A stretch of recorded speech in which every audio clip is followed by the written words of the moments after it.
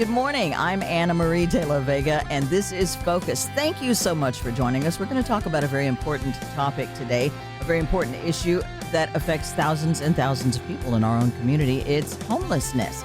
Now, our guest today is Holly Bowman, the Director of Development and Communications with The Contributor here in Nashville. Welcome. Hi, welcome. Thank you so much. There are so many legs to this. So we're going to start, first of all, with the fact that we have anywhere from 2,800 to 4,000 to maybe 6,000 homeless people in the Nashville area. And we get different counts. So I was looking on the Nashville homelessness data from February of 2024. And this is a group you're familiar with? Yeah, the Homeless Management Information System. Yes. So is that pretty accurate? At 3,821 people in February is what they said. I would say that sounds pretty accurate considering what information we have available. Mm-hmm. There are several different ways that homelessness is counted across the United States, one of which being the Department of Housing and Urban Development does something called the point in time count. We call it the PIT count for short. Uh-huh. This typically happens on the coldest day in January every year, where people are mostly in shelters, or we hope. So all of the shelters report their data to the Department of Housing and Urban Development. Yeah. And then people go out into the streets as well and try to literally count the people experiencing homelessness on the streets. This year, I believe it was slightly over 2,000 people who were counted, and that changes year to year. So HMIS count, the Homeless Management Information System that Nashville.gov uses, has a little bit more of a comprehensive number. It's used with different organizations as well that do self-reporting, not just on one singular night of the year. Oh. So that one might be a little bit more accurate. And then Metro Nashville Public Schools also does a count of children experiencing homelessness in their school system, which was about 4,000 this year as well. So we know that there's a little bit of variance. It's kind of hard to count people who are experiencing homelessness given how transient they can be and they're not in the same place for very long. So it's important to kind of know that these numbers are mostly conservative estimates on what's going on in our community. So probably mostly underreported. Absolutely. Because we're not checking in with all of the agencies, this one and that one and that one and that one that offers shelter and that somebody might use for a limited time. Absolutely. Maybe not on that coldest night of the year. They may be somewhere else or just not available to be seen and counted because they're trying to stay warm. Absolutely. Okay. If you've been around Nashville very long, you've probably seen people selling The Contributor, people who are experiencing homelessness, who are selling The Contributor on street corners, things like that. And they've got a badge, an official badge, and it tells you what they're doing. And it's a $2 newspaper, correct? Yes. And who writes for The Contributor and what is done with that? Our newspaper is crafted every 2 weeks. We come out with a new issue. We have 2 co-editors on staff that help put that newspaper together. We have vendors who write for the paper as well. So any issue that you pick up of the newspaper will have probably about half of it will be vendor writing. So anything from personal experiences, stories, poetry, art that gets submitted as well. And then we also have contract writers. So we have somebody who does the Nashville History Corner every 2 weeks. We have movie reviews. We have something called hoboscopes, which are horoscopes that are just a little play on words for The Contributor that are really entertaining as well. So that kind of is what fills our paper. And then it's crafted every 2 weeks and published. So every 2 weeks there is a new issue and it's full of vendor writing as well. You know, one of the things I noticed is there is a vendor that we run into a lot in our neighborhood she's on a specific corner. Her name is Norma. And she will tell us, I have stories in this edition. I've got in page 6, I have a poem and page so-and-so. She's very proud of that. Yeah. And it touches me because I think we're talking about a community that largely has no voice. And The Contributor gives them that. Yeah, we definitely, part of our mission is story. So we care about the stories of our vendors, of people experiencing homelessness in Nashville. And we really work to uplift those voices and give them an avenue to share their stories and what's going on. One of my favorite parts of our newspaper is something called the Vendor Spotlight. Every 2 weeks, we have a new vendor who is spotlighted and gives a little bit more about their story. They're interviewed by somebody on staff, and then a story is written about them, about how they came to the contributor, kind of what their journey looked like into getting here and how it's helped them since in a lot of cases. And what would a typical story be like? Or is there a typical story?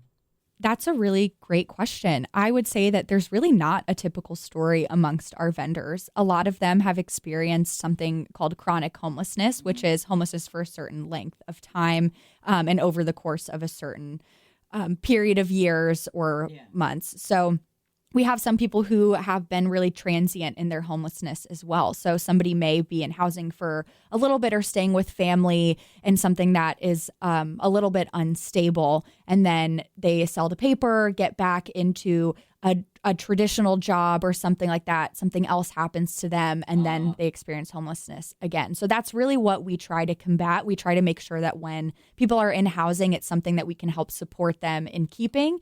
But sometimes that's not the way that it works out. So we really try to support people in that. And we're here for them for however long they want to work with us. And one of the things that I saw in a report on homelessness was some of the contributing factors that included lack of affordable housing, of course, cost of living, but also lack of mental health treatment, lack of funding.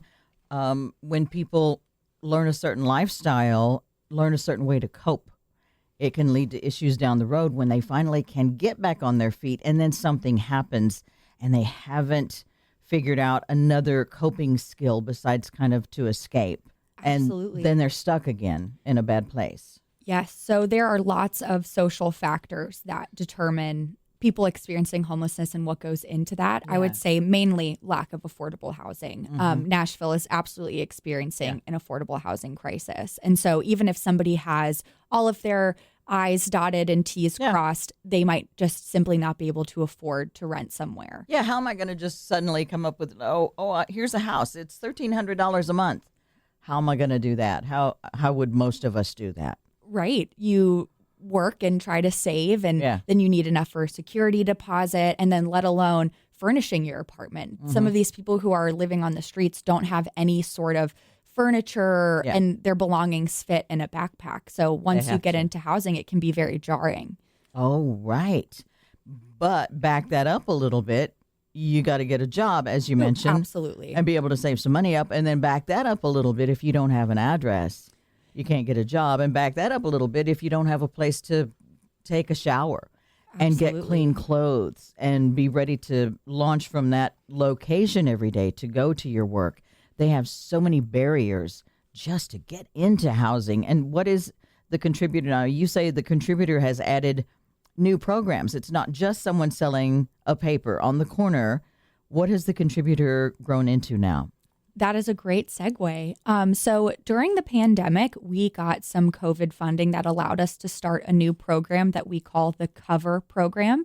This stands for Creating Opportunities for Vendor Entrepreneurship and Residency. Ooh. So we really focus on that residency part and try to get our vendors into housing. So how it works is, I'll just give you a kind of what we do in a nutshell. So when somebody is experiencing homelessness, they don't have to have any prerequisites to come and train to be a vendor. We do trainings every single Wednesday. So somebody comes to us, they say, I want to sell the paper. I want to make an income. Mm-hmm. They train with us. We give them 10 papers to start, which equates to about $20 worth of income because they sell it for $2. Yeah.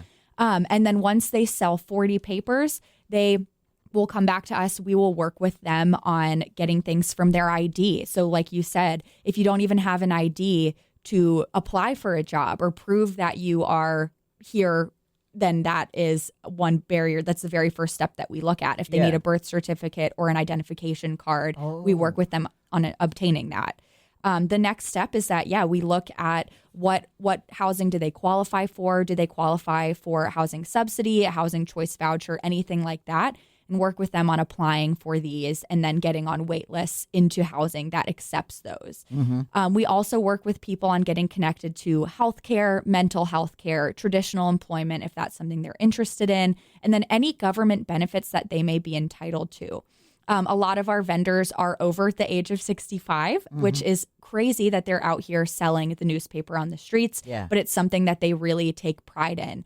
And so we help them get any Social Security, disability benefits that they may be entitled to that might also be blocking them from traditional employment as well. Yeah. When you talk about finding housing for people who have been unhoused, I've seen a lot of options talked about. First of all, a lot of focus on camps being shut down, cleared out, cleaned out. Where do those people go? So that is a very tricky question to answer. So that is something that we really care about as well. When camps get identified, and recently there were some camps that had actual built structures in them that were taken down as well. So with that, sometimes the city will provide temporary hotel rooms or things like that for some of those people. But some whose homes were just destroyed are a little bit mistrusting of that as well. So it's kind of hard to figure out where all of these people are going. Our goal is that if any camp is to be shut down, that they have some place to go. But unfortunately, that's not always the case. We actually have a street outreach team as well that will go and visit some of these camps. And so when there are talks of or preparations of closing down one of these camps, we will go out there and help figure out, again, what do these people qualify for? What can we help them get in preparation for them losing where they're currently staying? I had someone tell me before, one of the vendors, they said it's different when you go to work, you go try and earn some money and better your situation, you go home and your home is gone. Your home is gone. They start from, I don't know, zero, from just nothing. If you're just joining us, by the way, I'm Anna, and this is Focus, and we're looking at the issue of homelessness, and specifically as addressed by The Contributor, a local paper that's now put its arms around a whole lot of other areas that people experiencing homelessness need. Holly Bowman, the Director of Development and Communication with The Contributor, is joining us today. Seems like, I think it was 2021, some pods were built. It was like little tiny mini houses. And do you know if those have been deployed yet? Have you heard anything about them? I have not heard anything about them in recent hearings, and it could be that I'm just out of the loop about that. Could be, yes.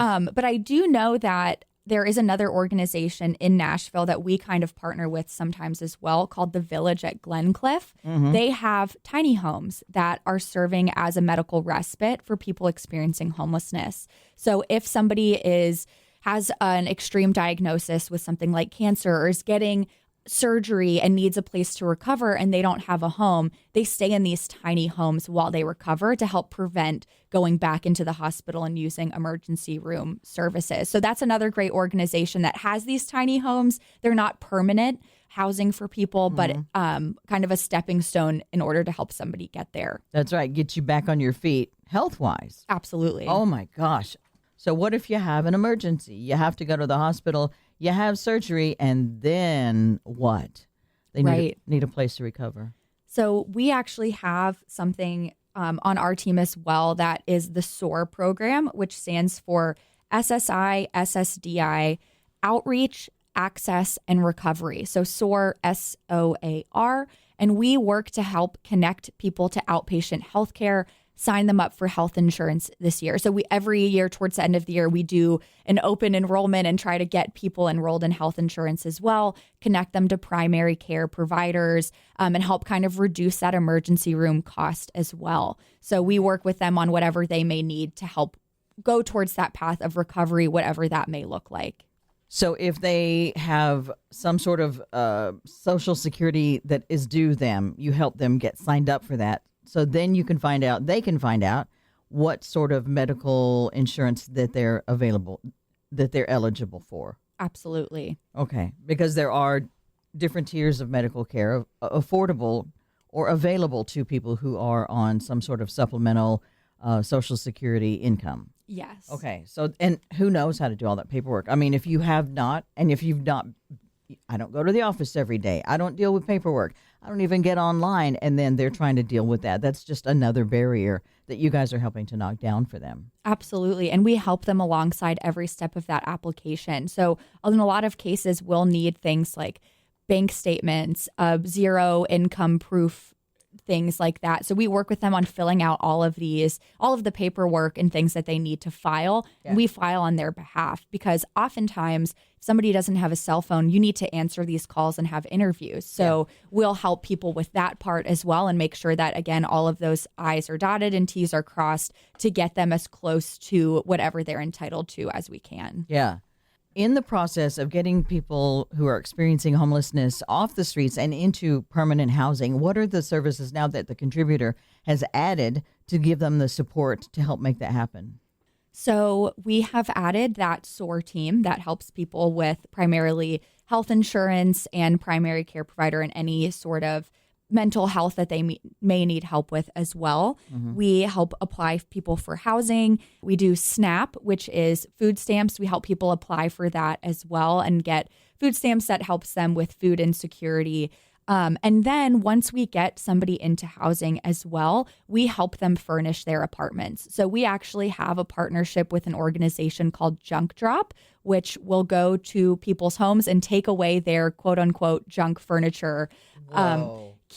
Go through whatever it is that's junk and not junk, and has a warehouse that keeps all of the in good condition items. Yeah. And so we can fill out a form, say we need one full mattress, a bed frame, a side table, whatever, and they will bring it to us. And that only costs us $500 to furnish an entire apartment. Whoa. So that is something exciting that we do.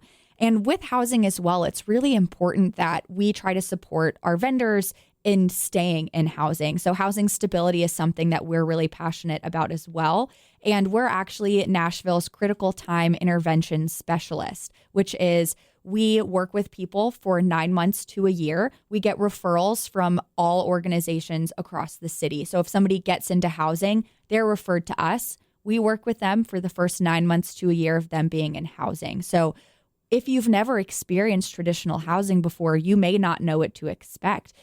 Security deposit, if you're not ready for that, or if something happens financially to you and you can't make a month's rent because you don't have the financial literacy skills of saving and spending and budgeting, we work alongside them, and so that it's helping them stay in housing. Mm-hmm. So for the contributor, since we started housing people in 2021, we have housed over 150 individuals with a 98% retention rate. Oh, my. So 98% of that, over 150, are still in housing. What have been some of the biggest issues?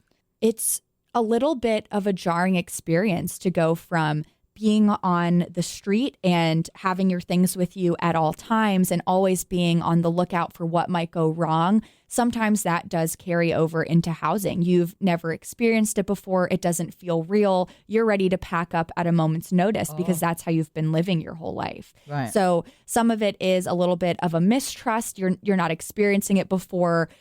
And it might just, those coping skills we talked about earlier might come into play more because you're experiencing a huge transition. So some people, I wouldn't say aren't ready for housing because we believe that all of these people can be housing ready when we work with them. Yeah. It just might be too jarring experience that they want to go back to what they've known for their whole life. I had a homeless friend who I would take to lunch sometime. And I would pick him up. We'd have a pickup spot and take him to lunch. And I remember taking him to a place that was like a few blocks away. And he said, "Where are we? Is this East Nashville?" And I thought, oh, my gosh, why would he know? Because his world is like this big a block radius. And so I wonder if people who have been on the street for a while and get into housing miss their friends and miss all the people that I stop in here and this is where I get a cup of coffee and I talk to so-and-so. Absolutely. And so that brings up another point of transportation as well. So when vendors come to us to buy their papers, we give them an all-day bus pass for them to use as well. So it's really important that when we think of affordable housing, we keep that public transportation in mind as well, which is exciting. As the transportation referendum passed last week, that was great news for us because our vendors heavily rely on public transportation. Yeah. If somebody moves into a new housing and they're far from a bus stop, that's a huge barrier for them. Oh gosh. If you live in East Nashville, I wouldn't feel comfortable walking to downtown from somewhere in East. That feels very dangerous. So we try to make sure that our vendors are connected to that public transportation system. Yeah. People on staff help give our vendors rides when needed, especially to specific events or things that we have going on. But it's really important that, they feel connected to that community that they have and that they have a way of getting there as well. Are there certain communities where the housing is more available or is less available and that you would like to kind of start opening doors in those areas? I would say that in the neighborhoods surrounding downtown, we have, I wouldn't say a lot, but I would say a decent amount of where that affordable housing comes from. I would say that it is kind of important to keep it as close to the city as possible because that's where all of these resources are for people experiencing homelessness. If you are building affordable housing, let's say in Antioch, that's a really big barrier for someone who has lived downtown for the last decade or so and has close proximity to those services. Wow. One of the things that I learned last time I interviewed somebody from the Contributor was very surprising to me, and I want us to talk about again, is the fact that sometimes when you see someone selling the Contributor, you're tempted to here's $5. No, keep the paper, sell it again. Why is that a bad thing? I'm so happy you brought that up. One of our mottos is take the paper, read the paper. We talked about this earlier, but the vendor writing is in there. We really want to make sure that the voices of those experiencing homelessness are heard across our actual community in Nashville. The other thing is they come back to us to buy papers when they sell out. We also have goals for each vendor on a monthly basis. So if they reach their paper goal, we reward them with 5 free papers or whatever it may be for that goal. Right. So it's a sense of pride to sell out of your papers. You're in your same spot day in and day out. You sell out of your papers. That's exciting. You get to go back to us for more. That gives us another touch point with our vendors. We check in with them. How are you doing? What's going on? What have you been dealing with? And see how we can help them. If they don't come to us, we don't necessarily have the means of tracking them down to make sure that they're okay. So selling out of that paper gives them a reason to come back to us. We help them with other things that they may be going through. And it's a sense of pride reaching those goals and getting rewarded with more free papers. So they go back to get their new papers and you say, how you doing? And they're like, oh, my leg is starting to hurt me, blah, blah, blah. Or they're having a situation that they're trying to deal with. They don't have to deal with it alone. Absolutely. So give them the money, take the paper, read the paper. But that way they go back to, where's the Contributor office? Where do they go back to? We're located in the downtown Presbyterian Church, which is gratefully located about 2 or 3 blocks away from the WeGo hub. So any bus that runs to Nashville, if you're not familiar with the bus system, goes through that downtown hub before going to another stop. Okay. So you can get on any bus and you know that you're eventually going to get downtown. And then they walk 2 or 3 blocks to our office in the downtown Presbyterian Church. My homeless friend said he had a certain route that he did on certain days of the week. Like there's free food over here on this day. There's free food over here on this day. There's medical checkups over here. There's shower up over here on this day. Do we have a pretty good network of groups that are helping and maybe that's making a difference? Is it making a difference? I'm a firm believer that any effort that we have that touches one person is making a difference. And so that brings up another good point, too, of this network of all of these organizations that maybe if you've never experienced homelessness before, you don't know are here. So the Contributor actually publishes this resource guide called the Where to Turn in Nashville Guide. This is its 11th year. And it is a very lengthy booklet that's pocket-sized and it contains I wouldn't even know how to guess how many organizations are listed in there. There's so many.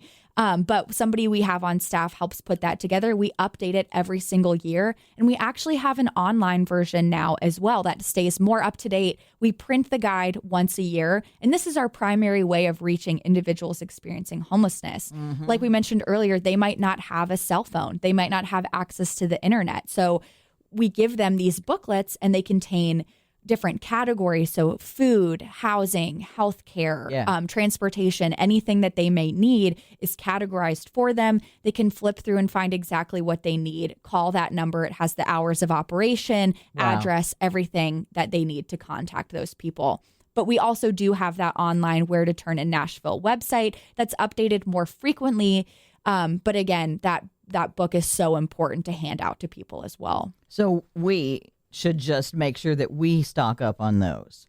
And when we see someone experiencing homelessness who doesn't have a contributor sign, absolutely, because they get that info from you guys. Yes. So who doesn't have the sign, we can give that to them. Instead of like, here's your $2, or no, here's just $2 because you're not selling the paper. Yeah. Here's some money. Good luck. God bless. We can actually go, here's something that you might find helpful. Absolutely. So we have, different organizations that are in the resource guide itself or not will order boxes of those from us as well to hand out. So the downtown library is one of our biggest partners in that, and they'll make sure that they are handing out the guide to people that they see in need as well. That's great. You said earlier that there are fewer vendors now? Over the course of a year, 400 individual vendors. These fluctuate over time. If somebody is doing traditional employment or has found something like construction or a temporary retail job or something like that, they might not be selling the paper. So after 3 months, if somebody has not purchased any papers from us, they go through training again, just in case anything has changed. We start them over with those 10 free papers again, and they get back into it. So over the course of a year, we have 400 individual vendors that we'll serve. Way back in our prime, which is about when we started in 2007, we're actually experiencing our 17th birthday this year on Thursday. Thursday, November 14th is our 17th year in service in Nashville. Wonderful. Yeah. So ever since then, we've kind of had some fluctuations. I mean, COVID was an unprecedented time, as we all know, and numbers fluctuated across then as well. So right now we have about steady 400 or so individuals over the course of a year that work with us. But it used to be a whole lot more back in like 2010, 11. Now we've had such an influx of new individuals who don't even know what the paper is. They see people on the street. They might be holding a paper and they say, okay, they're just panhandling. They don't really know that this is actual employment. They fill out a 1099 with us. They are legally employed and contracted with the contributor. So it is a legitimate form of income, and a lot of people just don't know that. So besides taking the paper, reading the paper, helping to make sure that the contributor seller gets back to the office to get more papers and continue that upward climb, how can we help as just individuals in the community help our neighbors? So the contributor is always accepting donations of any kind. And I am putting my development hat on now, but we accept in-kind donations. We have an Amazon wish list on our website as well if people want to donate in-kind goods, especially as we near these cold winter months, although we might not believe it yet with how hot it's been in November. But what does the in-kind donations mean? Yeah, so in-kind donations is anything that's not monetary goods that's donated. So this could be things like coats, sleeping bags, hot hand warmers, socks, things like that. Anything that is still would count as a tax write-off. It's just not monetary. Okay. But if you are in the business of giving monetary donations, every donation that is given to the contributor from now through the end of December 31st, is matched at 100% from the Institute of Nonprofit News. So we can get a match up to $15,000. So if we raise $15,000, we'll get matched at $15,000 as well. Whoa. And we can do that where? We can do that online. Thecontributor.org/donate will take you right to our donation page. Thecontributor.org/donate. And if we want to buy some things from the Amazon wish list, could we have it delivered to you? Yes. So with our Amazon wish list, it has our mailing address hidden, but it'll say we'll send directly to the organization. Whoa. We'll get it at our office and we'll start handing it out immediately. That's fantastic. I love that because a lot of people are like, I just don't have time, but you got time to sit down and scroll a few minutes. Totally. We all love Amazon. Yeah. I know boxes piling up, but we have time to not just pile up boxes at our house, but to make a difference in the lives of people who've been trying to use boxes to keep warm. We Absolutely. can make a big, big difference with a few minutes. Thank you very much, Holly. Thank you for having me. So that is Holly Bowman, the Director of Development and Communication with The Contributor here in Nashville. We appreciate all that you guys are doing. Give everybody a big hug and a kiss for me. We love The Contributor. We love to support The Contributor. And hopefully, after learning a little more about it, that you will too. Please make sure you join us again next week. I'm Anna Marie, and that's Focus.